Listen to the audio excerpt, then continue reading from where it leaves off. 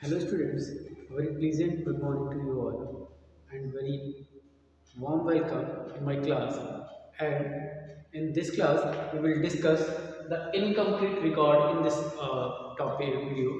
And in this video you will came to know that how an incomplete record maintaining firm will convert its books of account and meet the accounting objective as calculation of profit and loss and determination of the financial impact on the books of account on the financial position of this profit and loss. Firm profit जितना profit और loss earn की है वो कितना earn की है ये जानना, और उस प्रॉफिट एंड लॉस का फर्म की फाइनेंशियल पोजीशन पे यानी उनकी एसेट्स और लायबिलिटीज़ पे क्या इम्पैक्ट पड़ा है ये जानना हमारे किसी भी अकाउंटिंग बुक्स का ये फंडामेंटल ऑब्जेक्टिव है। और अगर इनकम्प्लीट रिकॉर्ड के कारण इस ऑब्जेक्टिव की अटेनमेंट में दिक्कत हो रही है तो हम कोशिश करते हैं कि जो भी दिक्कतें हैं इन दिक्कतों को दूर करके हम अपने अकाउंटिंग ऑब्जेक्टिव्स को कंप्लीट करें, मेंटेन करें और एकम्प्लिश करें और ज़्यादा से ज़्यादा जो है अपने अकाउंटिंग ऑब्जेक्टिव को फुलफिल बनाएं, फ्रूटफुल बनाएं और इसके अलावा जो भी प्रॉब्लम्स हैं उनको दूर करें। तो इस क्रम में जो है हमने कल अपनी पिछली क्लासेस में बात की थी कि how will convert the books of account regarding the double entry system if we have already maintained an incomplete record.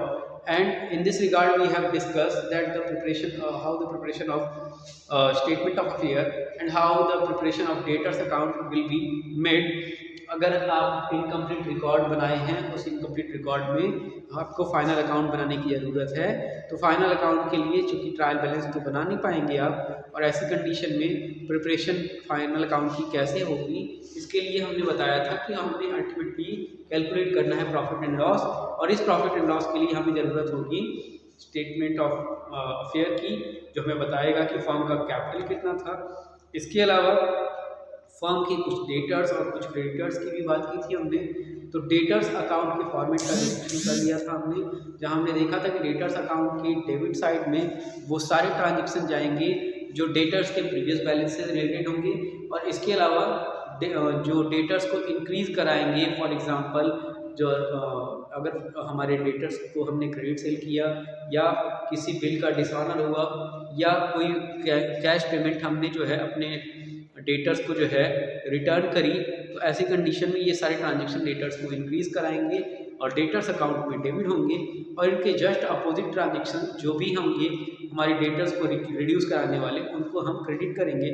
For example cell return, bad debts, discount, cash payment, bill acceptance and many more about this.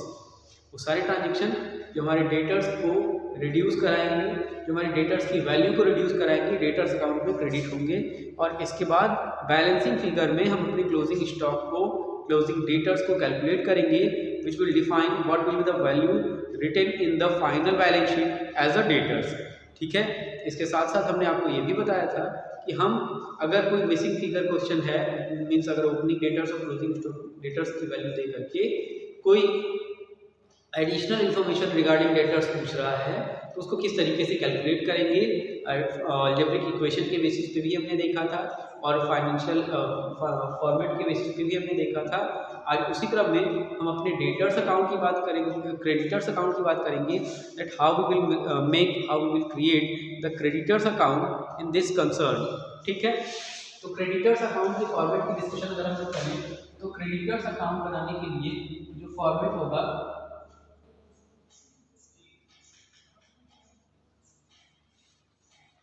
उसमें सबसे पहले हम अपने opening creditors की बात करेंगे as in the form of balance BD, और अगर बैलेंस बीडी गिवन है तो लिखेंगे और बैलेंस बीडी अगर नहीं गिवन है तो उसे अगर बैलेंसिंग फिगर से फाइंड किया जा सकता है तो करेंगे, अदरवाइज उसकी कोई खास रिक्वायरमेंट नहीं है। ठीक है, अब इसकी प्रिपरेशन के टाइम हमें ध्यान रखना होगा इसका भी एक लेजर है तो इसमें भी लेजर का फॉर्मेट ही इंट्रोड्यूस होगा, और लेजर के फॉर्मेट के बाद जो है हम बात करेंगे इसके कंटेंट की।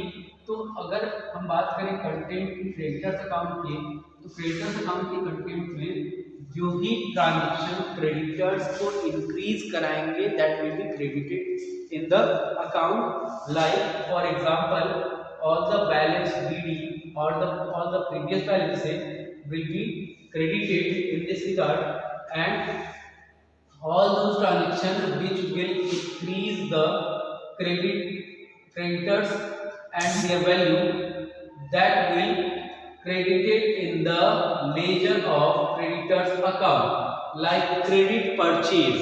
And a part of this, all the transactions which will decrease the value of creditor will be debited in this account, like the payment which we paid, which we made to our creditor will reduce the transaction of, will reduce the value of creditors, as well as if we accept any bills, then the value of creditor will also reduce.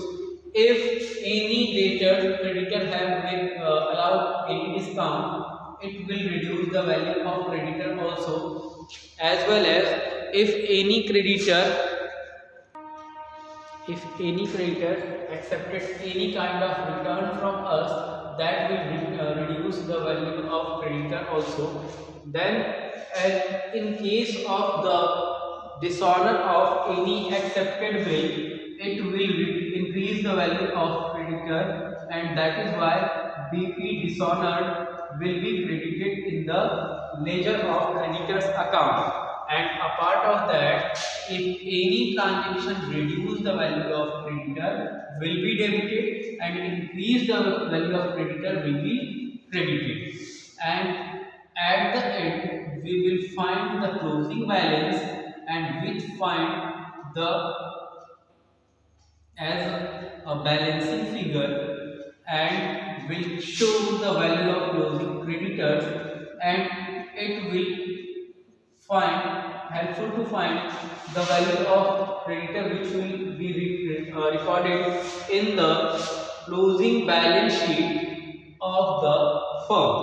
ठीक है, this was the format, ये format था हमारा creditors account का when we are talking about the creditors in the incomplete record. अगर हमारे incomplete record में creditors की वैल्यू नहीं दी है, तो इस तरीके से हम क्रेडिटर्स की अकाउंट की प्रिपरेशन करेंगे, जहां हम बात करेंगे बैलेंस बीडी की, क्रेडिट परचेज की और बिल डिसऑनर्ड की। ठीक है, बिल डिसऑनर्ड की। ठीक है, इसके बाद जो है हम बात करेंगे उन सारे ट्रांजेक्शन की जो हमारी वैल्यू को डिक्रीज करते हैं क्रेडिटर्स की। ये सारे ट्रांजेक्शन वैल्यू को डिक्रीज करा के डेबिट हो जाएंगे, और इसके बाद at the end of all we will find the balancing figure which will show the closing value of creditor, and this value will be recorded in the balance sheet liability side and will helpful to ascertain the financial position।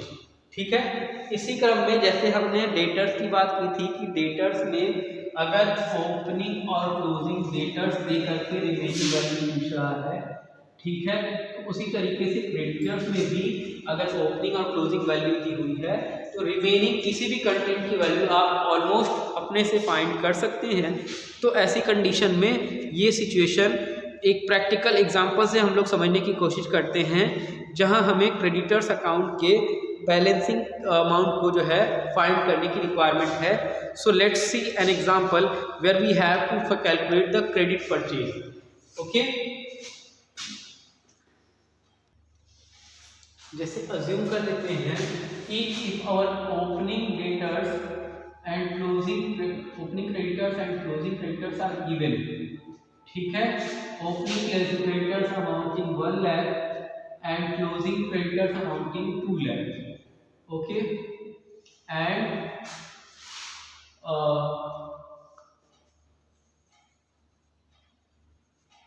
amounting 2 lakh. The value of cash paid to the creditors,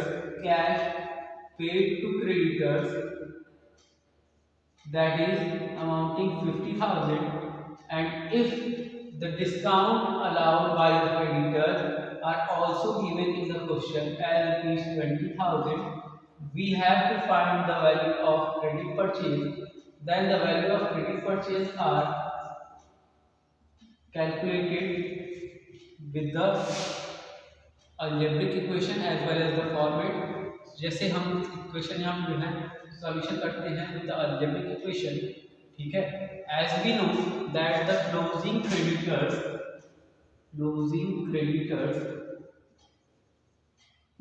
is equals to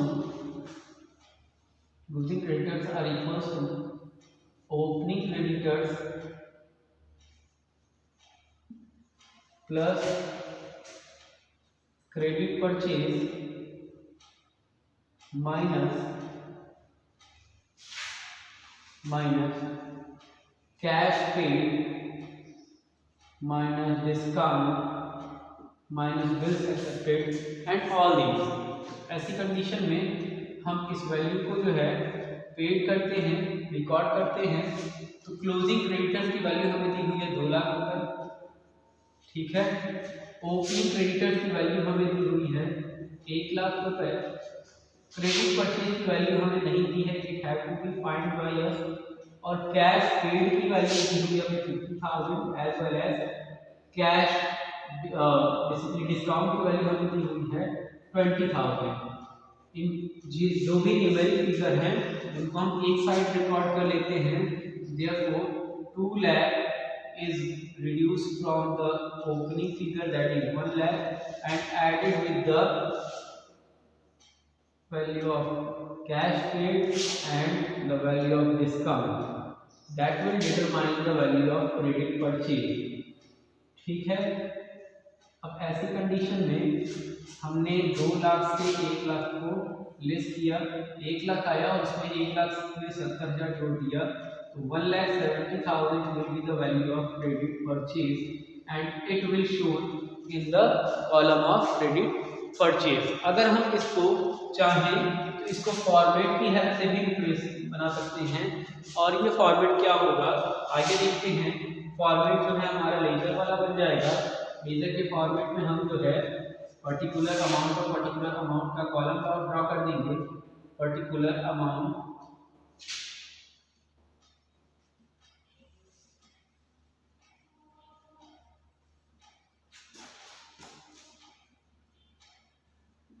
column draw कर देंगे। इसके बाद जो है जो भी opening figure है उसको क्रेडिट साइड में, ठीक है। Balance BD is given clearly as rupees 1 lakh and cash paid is clearly given, that is amounting 50,000 which reduce the transaction, as well as discount is also given. In that case discount will be debited as rupees 20,000।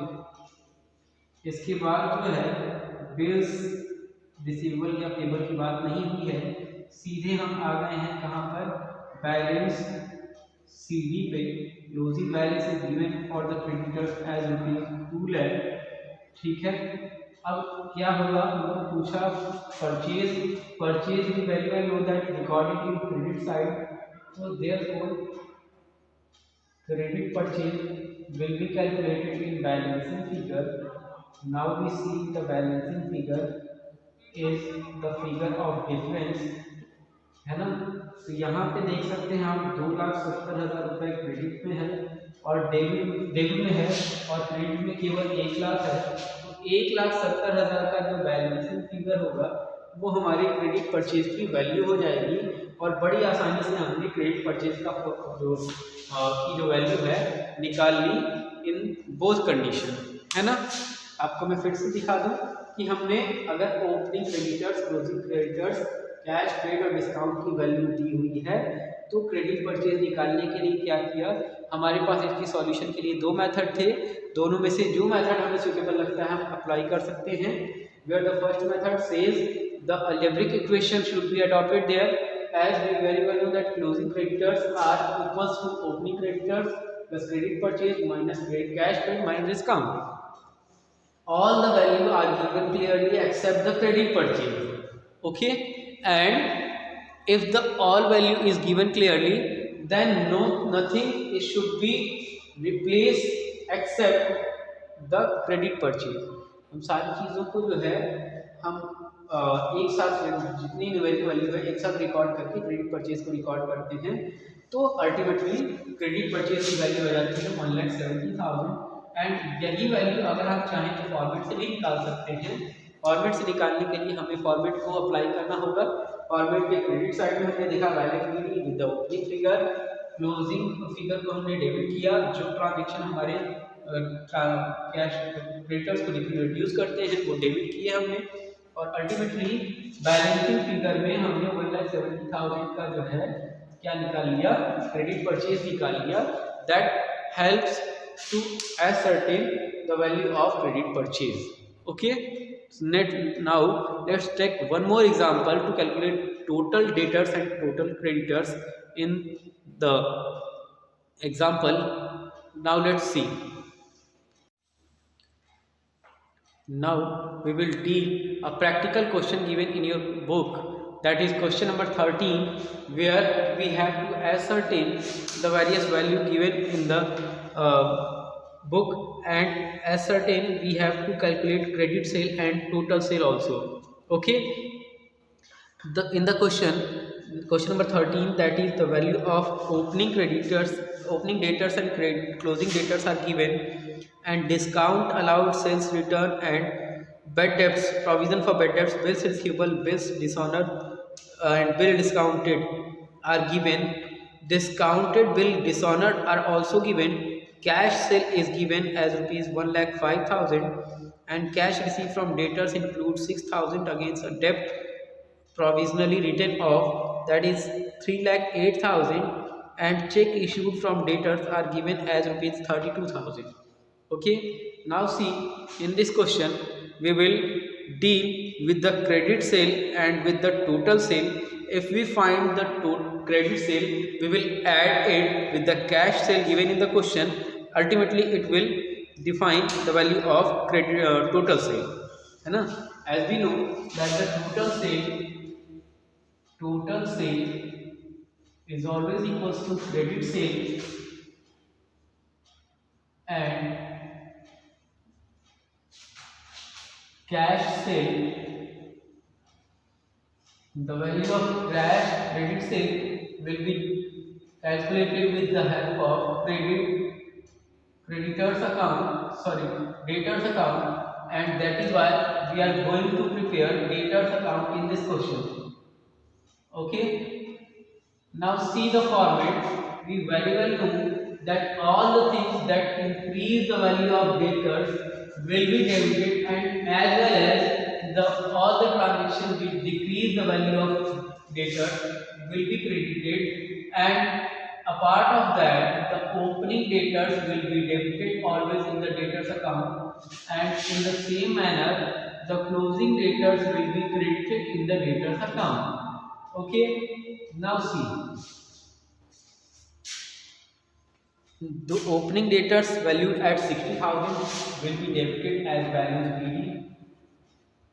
Okay, a part of that the amount of balance BD was 60,000 given in the question number 13.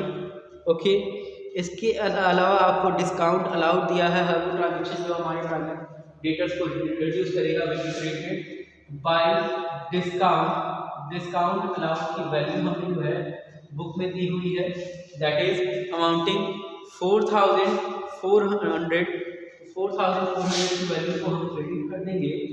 4,400 की value को हमने credit किया। उसके बाद हम sales return जानते हैं कि हमारा सेल्स रिटर्न भी हमारे डेटर्स की वैल्यू को रिड्यूस करता है, और इस कारण से सेल्स रिटर्न भी हम क्रेडिट करेंगे, और इस सेल्स रिटर्न की वैल्यू होगी 12,000, that is given clearly in the question.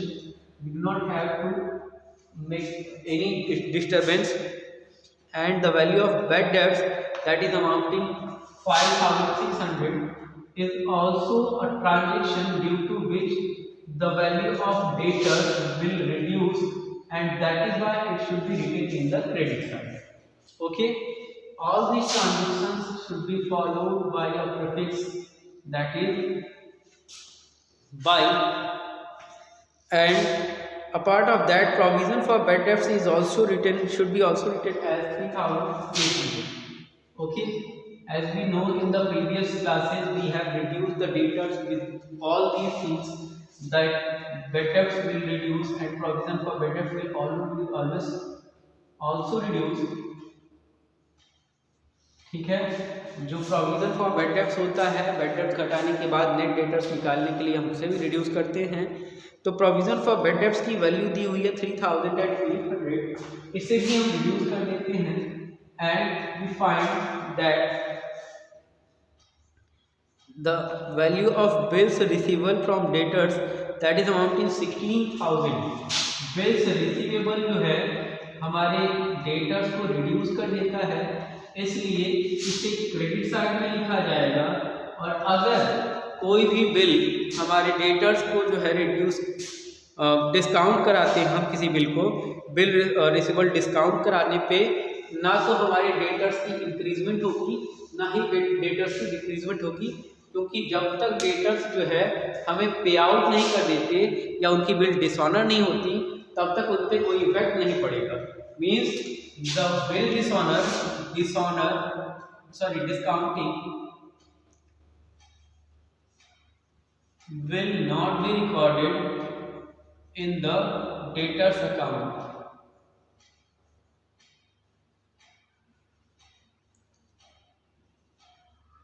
Always mind, okay, because this will not increase as well as not decrease the value of debtors, and that is why it will not be a part of debtors account.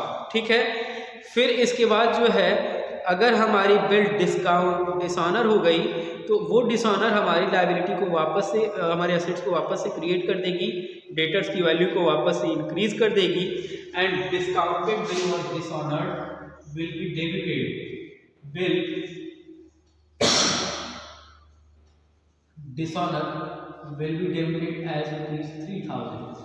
ठीक है, इसके बाद जो है हम cash cell की बात करें अगर, तो कैश सेल भी also not recorded in the books at all, क्योंकि जिस सेल का पैसा मिल गया है उसके लिए हम डेटर्स को डिस्टर्ब नहीं करेंगे। इसके साथ ही साथ cash receive from debtors including 6,000 against a डेब्ट previously written off, that is 3,08,000। ठीक है, हमने हमारे डेटर से 3,08,000 का पैसा कलेक्ट किया, जिसमें से एक ऐसा डेटर था जो कि 6,000 का था, तो 6,000 के डेटर्स को हमने पहले से बैड डेट्स मान लिया है, तो वो बैड डेट्स जो है डेटर्स में जो है रिकॉर्ड नहीं होगा। तो ऐसी कंडीशन में से 3,08,000 में से 6,000 घटा करके हमने अपने डेटर्स के लिए टोटल 3,02,000 की अमाउंट कलेक्ट की। ठीक है, 3,02,000 की अमाउंट कलेक्ट की। इसके बाद जो है cheque receive from debtor is also given as ₹32,000। ठीक है, तो हम चाहे इसे बैंक चेक इन हैंड लिखें या बैंक लिखें, कोई खास फर्क नहीं पड़ेगा, बेटर है हम चेक इन हैंड लिखें या बैंक अकाउंट भी लिख सकते हैं हम। तो ऐसे कंडीशन में 32,000 जो है चेक इन हैंड की अमाउंट हो जाएगी, that is given in the question, and a part of that the closing debtors is given in the question as rupees, closing debtors is given as ₹75,000 and it will recorded as balance CD. It is given as 75,000. Now we can see all the transactions that decrease the value of creditors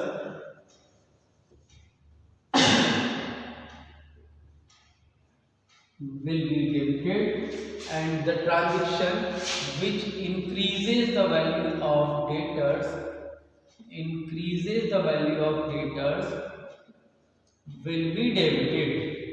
Okay, and therefore the transaction of credit purchase will be calculated in the balancing figure, and the balancing figure will be the figure of difference from the credit side and debit side.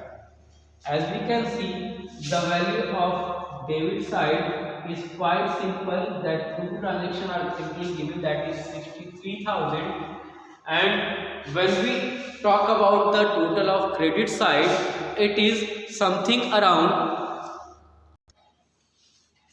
यहाँ पे credit side का total आ जाएगा 4 lakh. Just a minute. For provision for bad debts is also not be a part of the account. Okay, and anything else? That is, देखिए दो तरीके का bill दिया हुआ है, एक डिस्काउंटेड बिल डिसऑनर है और एक बिल डिसऑनर है, ठीक है। तो इन दोनों को जोड़ करके वैल्यू आ जाएगी 7000, ठीक है। 7000 का मतलब डेबिट साइड का टोटल हो गया हमारा 67,000 और क्रेडिट साइड का टोटल हो गया हमारा 4,47,000। तो ऐसी कंडीशन में जो डिफरेंस आएगा, the difference will be the value of credit sale and that is amounting 3,80,000. Hope this concept is clear to you. And discounting, cash sale and PBD, these three items are not recorded in the creditor's account. Okay, thank you very much. Thanks to all.